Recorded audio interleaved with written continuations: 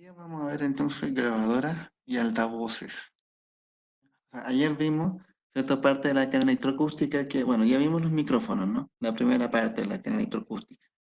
Ayer vimos consola.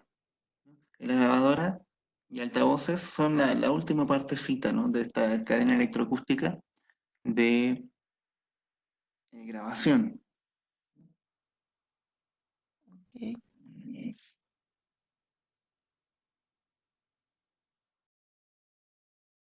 Entonces, las grabadoras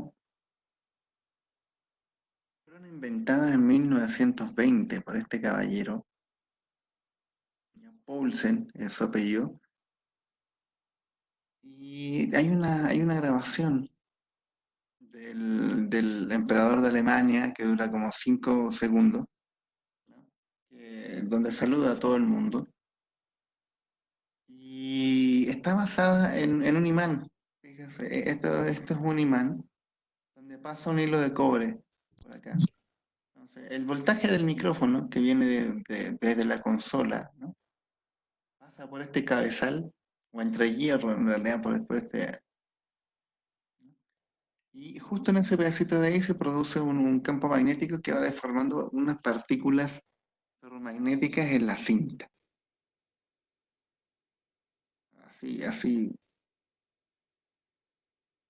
vienen las partículas ferromagnéticas que están en la cinta, si te fijas aquí, vienen desordenadas y cuando pasan por el cabezal se empiezan como que a ordenar las partículas.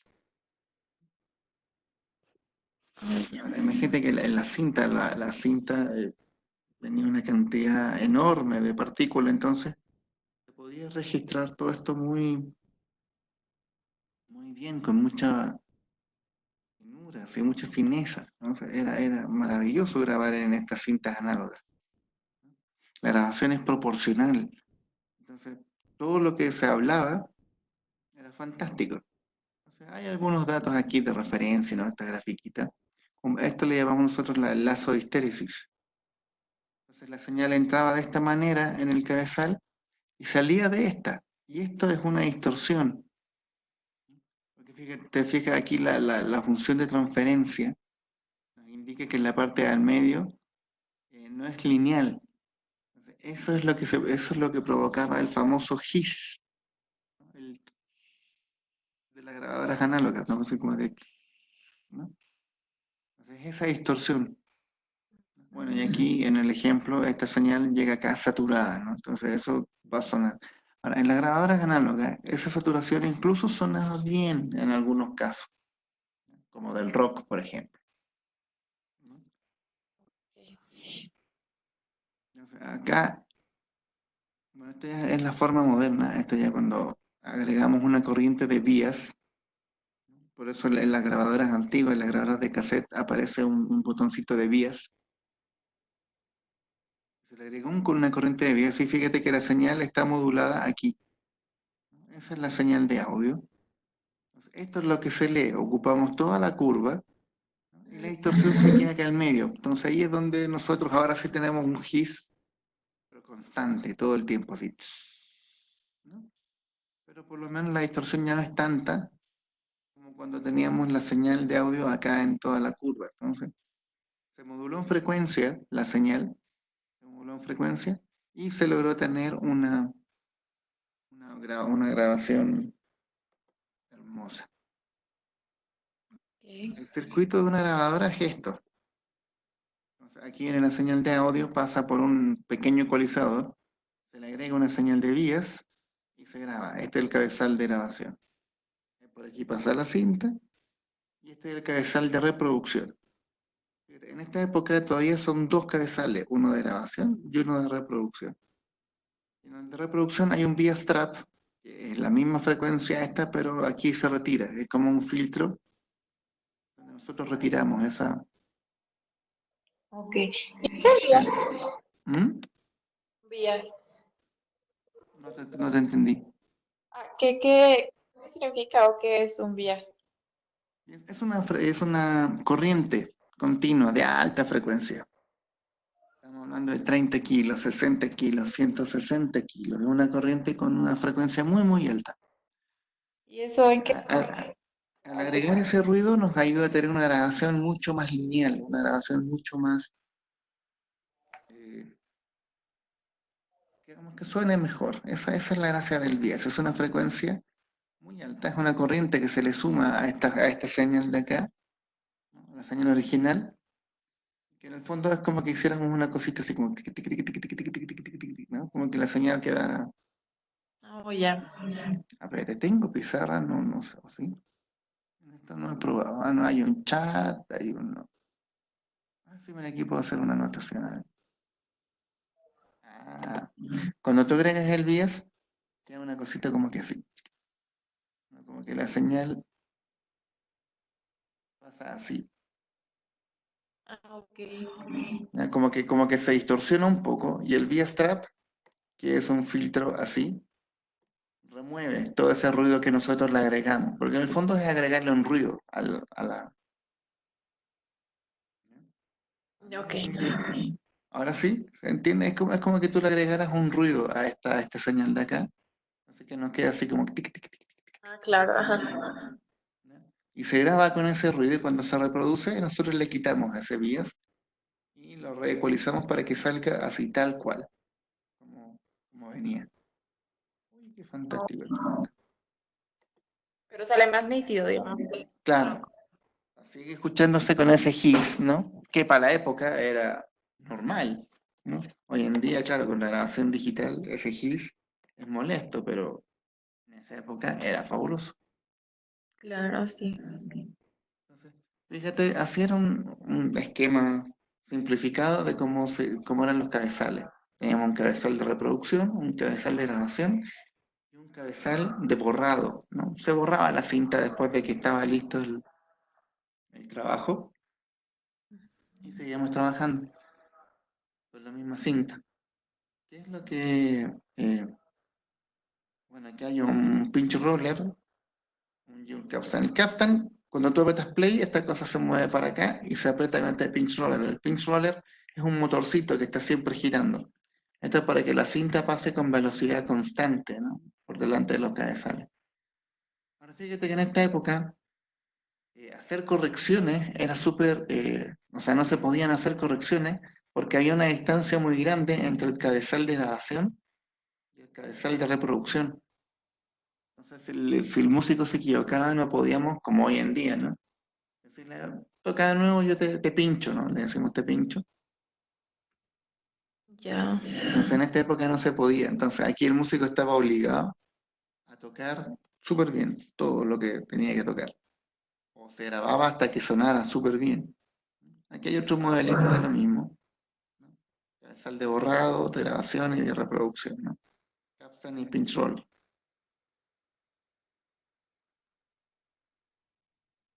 Y acá está una cosa más. Pinch roller, capstan. Y la cinta pasa por aquí con velocidad constante. Oh, ya. Ahora, pinchar. Pinchar apareció por ahí por el año 61, creo, si mal no recuerdo, anda por ahí. Y lo que apareció es que había una grabadora, o sea, un cabezal que te permitía grabar y reproducir a la vez. Como había esa distancia entre un cabezal de grabación y reproducción, no se podía hacer este pinchazo. ¿Y qué es este pinchazo? Es hacer una corrección en la cinta, ¿no? Supongamos que el músico tocó el bajo maravilloso, tun, tun, tun, tun, y se equivocó en una nota. Entonces tú le dices al músico, ven tocando con la misma intención y corregimos esa nota que quedó mal. En Entonces, esta época, sí pregunta, ¿pinchar? ¿cómo? El término pinchar, la Sí, grabación, ¿o? pinchar, pinchar nosotros le decimos de cariño. Así se usa ese término, hacer un pinchazo. Es como hacer una corrección. Ah, ya. Es el problema es que nosotros después mal acostumbramos a los músicos, entonces ya no tocaban tan perfecto. Pero pínchame, pínchame, pínchame, ¿no? Entonces, los músicos gráfico ya les gustó esto del tocar 10 veces la misma cosa, y al final se volvía monótono. Ahora, hay tres modos de grabación en estas grabadoras. Modo Q, que es el modo que nos permitía pinchar. Modo Ready, que es cuando estamos grabando. Y el input también lo usamos cuando estamos grabando. Bolivia, más 591. Ay, perdón. Mira, Buenos días. Sí.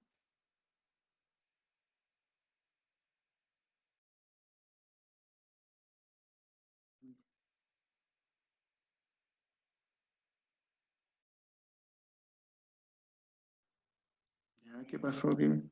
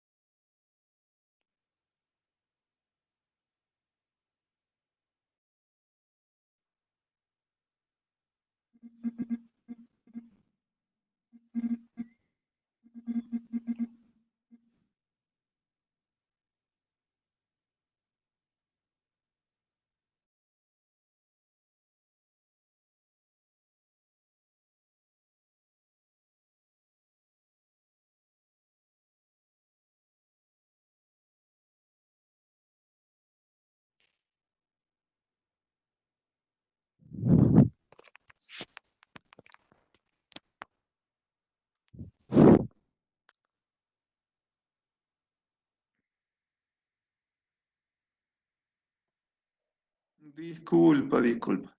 Ya se arregló. ya. Entonces, tenemos estos tres modos de grabación. Cuando grabamos, activamos estos dos modos input y modo ready. Y cuando pinchamos, activamos el modo Q y se desactiva el modo input, excepto cuando apretamos el pinchazo, ahí se activa el input y el ready.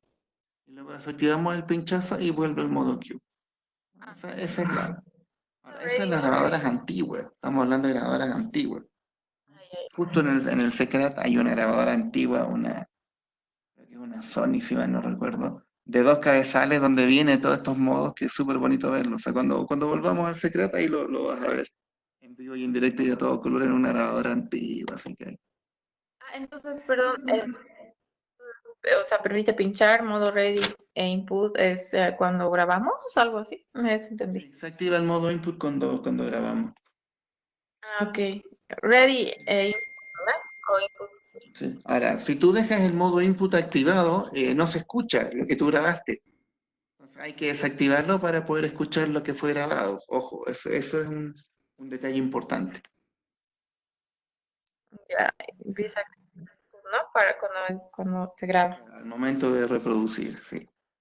Ah, Eso era importante, un detalle, bonita pregunta. ok, gracias. Entonces, eso eran las grabadoras análogas. Ya no eran, o sea, no eran complicadas, pero eran, ¿cómo te explico? Del tamaño del refrigerador, más o menos, así eran las grabadoras análogas antiguas, sí, eran unos verdaderos muebles. Del tamaño de la cocina, así era una grabadora análoga. Entonces, era muy grande. Entonces después ya se empezaron a hacer más chiquitas, por ahí por el año 68 ya eran más pequeñas y de ahí en adelante eran mucho más maneables, ¿no? Ok. Y ahora nos vamos a nuestro último elemento de la cadena electroacústica, los altavoces. Los altavoces se comportan de manera muy similar a los micrófonos, solo que su estructura es mucho más grande, fíjate. tenemos aquí unos soportes, unas suspensiones que van acá. Va un cono. Esta de aquí son las suspensiones, esto que está aquí de azulito, esas son suspensiones, son como resortitos. Y aquí hay una pequeña araña, nosotros le llamamos, que sujeta una bobina que está afirmada a este cono, de tal manera que cuando viene la señal eléctrica, se mueve este campo magnético se activa, se empieza a mover y se produce la transducción de energía eléctrica a energía mecánica y después energía acústica. Es una maravilla todo lo. Ahora, ¿cuáles son los parámetros importantes de un altavoz? Su impedancia, normalmente vienen de 4, 8 o 16 ohms. Su respuesta de frecuencia, que ayer la aprendimos a ver con los micrófonos. Y su potencia de salida. Sí, un segundo. Ok, ya está. Y la respuesta de frecuencia. Ah, claro, sí, ya entendí. Ayer la vimos, ¿te acuerdas que vimos una cosa así medio? Sí, La respuesta de frecuencia de un altavoz nunca es lineal, siempre es bien errática, pero la mayoría se mantienen bastante rectas, no son bien lineales esa respuesta. Entonces, ¿cómo ubicamos, cierto, los altavoces en el estudio? ¿No? Por lo general tenemos, qué sé yo, la compu, nuestro tecladito, qué sé yo, ¿no? Y un altavoz a la izquierda y un altavoz a la derecha. A la izquierda, derecha. Ahora, esta marca en particular de altavoces nos recomienda que el tweeter siempre vaya arriba, a la altura del oído, ¿no? Esa es la. Y en general, todas las marcas de altavoces nos recomiendan eso, ¿no? Que el tweeter esté como que a la altura del oído. Twitter viene a ser el altavoz más chiquitito y buffer, ¿no? El altavoz más grande. Son como las recomendaciones generales de casi todos los fabricantes. Entonces, si te fijas, ahí está, ¿no? El Twitter está como que a la altura del oído del caballero. Aquí hay una consolita. ¿Ah? Eso, o sea, es altavoces de estudio, ¿no? ¿Ve? Que tiene que estar a la altura del oído el más pequeñito. Exacto. Ah,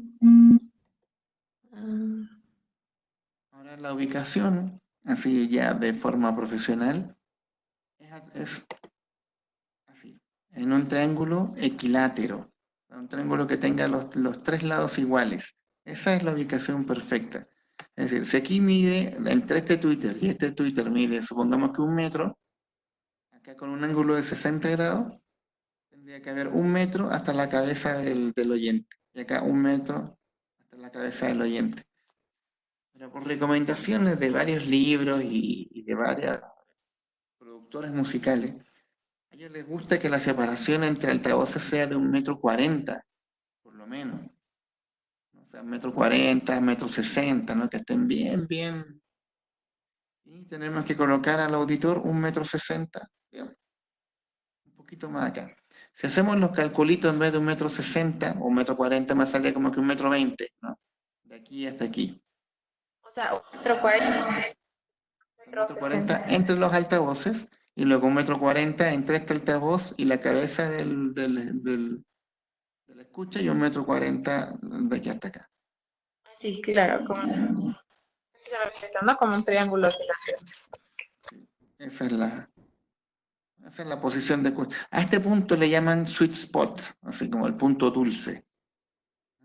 Ahora, si te fijas, esto está dentro de una habitación acá que está como con harto tratamiento acústico. Enseguida vamos a ver de qué se trata todo ese tratamiento acústico. Pero esa es la posición ideal. O sea, si este es el centro de la habitación, ubicado al centro de la habitación, justo entre medio de los dos altavoces, está el punto dulce, digamos, de trabajo del. Claro, sí. Ah, por favor, es que pasa que ahorita otra clase. Allá. Ya lo dejamos hasta aquí. Entonces, justo en acústica de sala. Mañana partimos entonces de acústica de sala. Ya ¿Ya? importa. Que, que te vaya muy bien. Mañana partimos entonces en acústica de salas. Ya. Chao, que te vaya bien. Gracias, Rafa. Gracias. Igual. Nos vemos. Estés bien. Vas a subir la actividad, ¿no? Sí, sí, la voy a subir ahorita. Ok, dale. Gracias, Rafa. Bueno, Te chao. cuidas, que